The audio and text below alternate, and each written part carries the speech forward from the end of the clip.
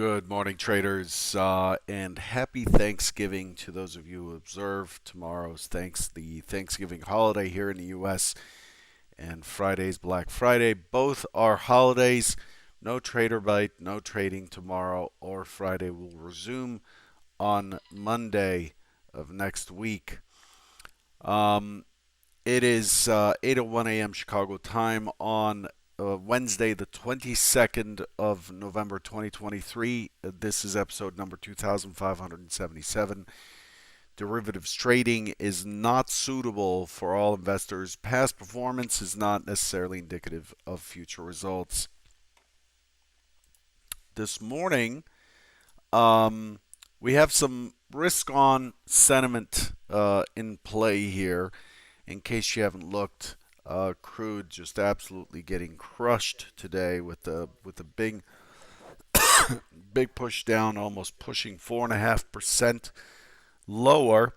Um, Quite a few headlines in the news overnight regarding OPEC. OPEC ultimately ended up pushing its meeting, which was scheduled for November 26th, this Sunday.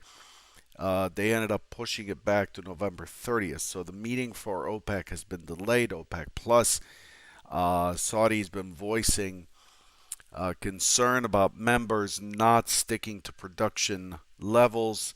And to top that off, there was a very large excess inventory reported in API crude yesterday. Came in at 9.1 million barrels in excess when there was an excess of 1.3 million expected. So crude kind of moving way down back into the $74 handle. Nvidia reported strong earnings but warns of decline in China sales and export controls. Nvidia says that its guidance is lower as a result. Sam Altman, the person at the epicenter of this amazing saga that has taken place this week with OpenAI and Microsoft, has returned to OpenAI after Microsoft has tried to poach him. He has returned as CEO. The board has been dismantled. A new board has been formed, and they get to keep their employees there. Remember, 700 employees threatened to walk to Microsoft if Sam Altman didn't come back. So he's back. He's back, baby. The FOMC minutes yesterday show all participants are in agreement. No surprise comments there. It was really a non-starter if you were here. And then Hamas and Israel announce a 4-day truce that starts tomorrow at 8 a.m. Greenwich Mean Time.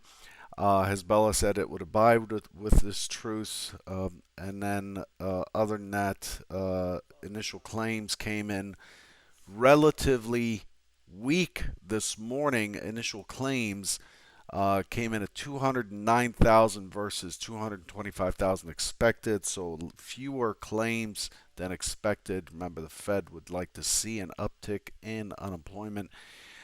Durable goods also came out. It came in pretty weak at negative 5.4% versus negative 3.1%. X transports came in at 0 versus the expected 0.1%. For the rest of the day, we had a few things in the overnight session, RBA's Bullock speech and so on, but you can look that up yourself. For the rest of the day, we have Michigan sentiment final. This is the final number, not as big a mover, as the prelim, which we had, what was it, a week ago or so. That's at 10 o'clock. At 10:30, we have the EIA report for crude oil and gasoline. Crude is expected to report 1.16 million excess. Inventory excess in gasoline is expected to show a 150,000 million barrel draw. And then we're left with the 5 p.m. Judo Bank manufacturing PMI and services PMI out of Australia. And that's pretty much it. Again, tomorrow is the U.S. Thanksgiving holiday, and Friday is Black Friday. Both are half days. Be aware that the exchanges close early. So if you have a position on into the close, which is 12:15 Central, I believe, but it's on the CME website. Just be sure you don't get hung in a position as the market closes. The S&P shows a multi-distribution profile this morning. The poll is surprising.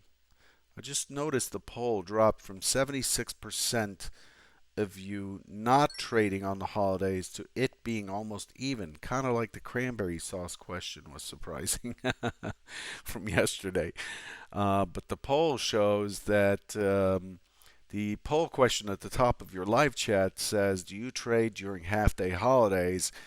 44% of you have said yes, and 56% have said no on 100 votes. Um, kind of interesting. Expected the no's to dominate pretty strongly. The S&P multi-distribution profile, okay volume overnight, 185,000 contracts. Inventory is 44% long, and the range is pretty good. The point of control shifting up. Remember, yesterday was around 25.50 or so. Today, 45.50. Today, 45.62. And so let's take a look. One thing I wanted to share with you, this is what we talked about yesterday. This was from yesterday's Trader Bite. The major expectation yesterday was that we would linger and fill in. So this is where it's at. Let me just switch. Let's change the color so I'm not.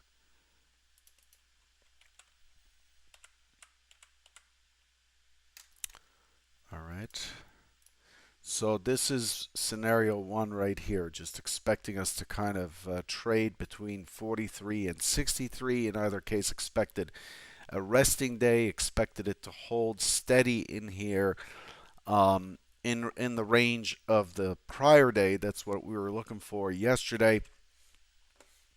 Here's what actually happened. This was yesterday, and if you look at yesterday, hard to see here, but pretty much came in very tight consolidation. Expected a break. It looked weak. We remained below full session VWAP, full session mid. Pretty poor test of the of higher prices. So we put in this opening swing high, which was turned out to be the IB high, and we broke lower. The test lower, we're looking for 43, which happens to be today's overnight low. Imagine 43 and then 36.75. If you recall that double TPO high from a couple days ago or last Friday, 36.75. And what it did is it broke the 43 right here, and ended up putting in a pretty weak IB low, poor structure here, and then ended up poking that IB by extending down to 37.75.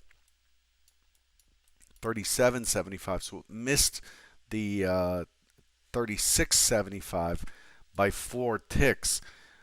Pushes back up, consolidates, gives us a setup. This I saw as a setup right here. This is a short against mid and VWAP using this prior structure, early structure. So short, enough of a rotation to scale some risk off, and then it comes back and it pushes through, close the position, and it just shoots up, and then we end up with a reversal. What it did here is it took out the IB high. So we've taken out the IB low, took out the IB high. We had a neutral day, and the question becomes, okay, when the FOMC statement comes along, which was right here, do we break higher and we close on a neutral extreme high? Or Do we linger here and then close inside of the IB and settle inside of the IB, which we ended up doing? We settled just inside of the IB right here, where the market's just completely neutral. In other words, um, there's really no commitment here. Very weak high, finally broken. I always target those weak highs, as many of you know. Uh, Barely broken, and it just comes right back into the mid and VWAP, and then finally Nvidia comes out right here, and Nvidia splashes down, gets into the 3675. This is after hours, gets right down into the low that was expected earlier, and then we have an SOC trade back. So if I expand this,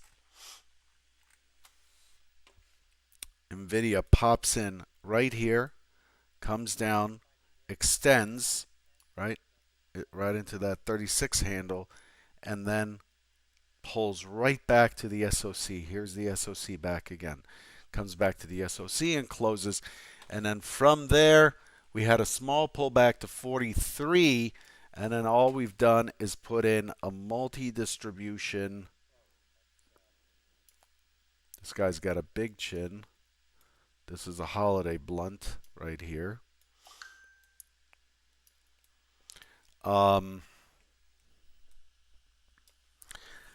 all it did is put in a multi-distribution profile. We have the point of control against the settlement from the close from a couple days ago, and just a consolidation here. We had put in a weak high this morning. We just breached a weak high on pretty good delta.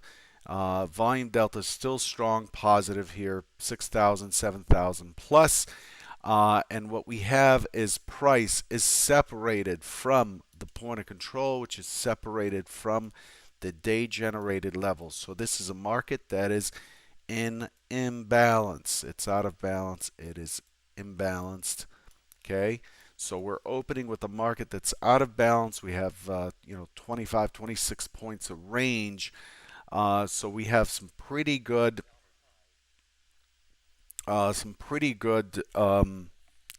pretty good action here to challenge the high from a couple days ago, and to start moving towards what I said yesterday. Where is it? What I said yesterday: 75, 86, and 97 as the key targets above. So if we go back to our TPO chart, so that's the overnight session. You can see it's pretty decent action there. If we go to our TPO chart, you can see that we're opening in a gap versus yesterday.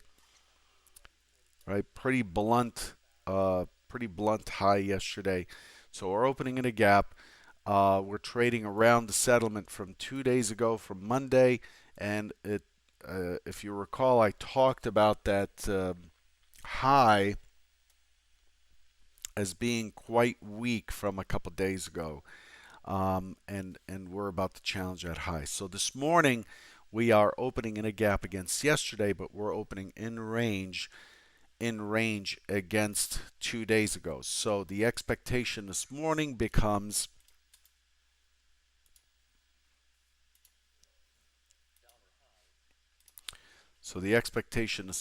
is open, rebalance a little bit. The inventory is not that far off. Look for an impulse higher, and then look for the squeeze into 75, 85, and 97. So 85 up here, potentially 97. If we hold a low of 60, there's plenty of room to 97 in the daily range stats. Okay. And of course, the first target is going to be this 71 area. Okay, 71, 75 and rest, 85 and 97. So that's the primary scenarios. That's scenario 1. Moving into scenario 2. Scenario 2, open auction, consolidate, dip, close the gap, gap to settle trade, potentially pull back to the point of control, come back in and consolidate in here and save the run up for another day, maybe even in the during the holidays it might run up. But today the primary scenario, we still have these higher lows, so we're still one time framing up. So scenario one is in line with the trend.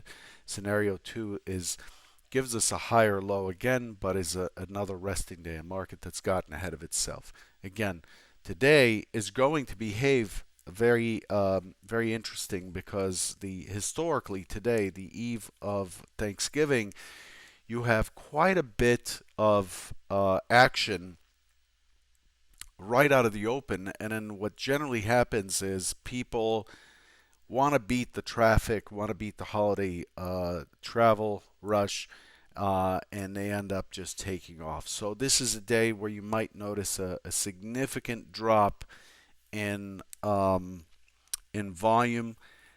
relative volume after the IB's in the first hour, hour and a half, and then it just drops off. Okay, and then you get the drift. The drift may take us higher, but it's expect volume to be non-committal. It's a holiday week.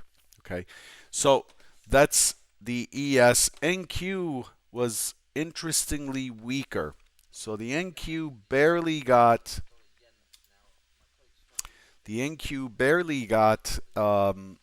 its IB low, held its IB high, remained down, and closed in range. Never went neutral, never went and tested the single prints above. Relatively weak. If you recall, yesterday I said it's likely to target the 16100 right up here, and it just didn't get anything done yesterday. And then Nvidia came along and it splashed around and didn't do much of anything. This morning it has gapped up above the single prints. I'm expecting the NQ to dip into those single prints before it starts to march its way back to 16,117 above.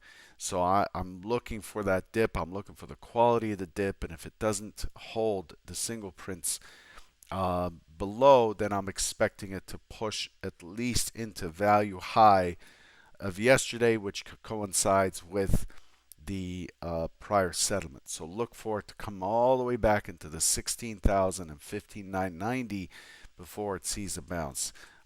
Again, NQ is relatively weaker. Here's crude. This animal, massive gap this morning. An open auction, although it ran down in the overnight session. So if we look at crude, look at that run. Wow, just significant multi-distribution trend day. Significant run from the first hour, just exploding to the downside, staying far ahead of its VWAP in mid, very much very aggressive. And then what happens at the US Open, at the New York Open, it goes into an open auction out of range, and it's sitting sideways here on this point of control it established overnight. Note that despite, the biggest thing to note here is despite this aggressive move down, look at what's happened. The very large lots were buyers. They were flat. They didn't participate in this whole run down, and then they bottom up. They bottom up on the pullback and have been sitting sideways. So it looks to me like someone's accumulating or hedging by buying crude. They're short somewhere else or whatever. But it looks like someone's accumulating, and then as it explodes downwards, you have small lots falling below zero. But shouldn't this, with a move this big, being down 4.5%, shouldn't the delta be like negative 10, negative 15,000 in this thing? It is not. It is flat. The delta is flat. This is very peculiar. Crude is very likely to have a flash back up into the 76 handle at some point. Not sure if it has it in it to do it today to go against the overnight trend.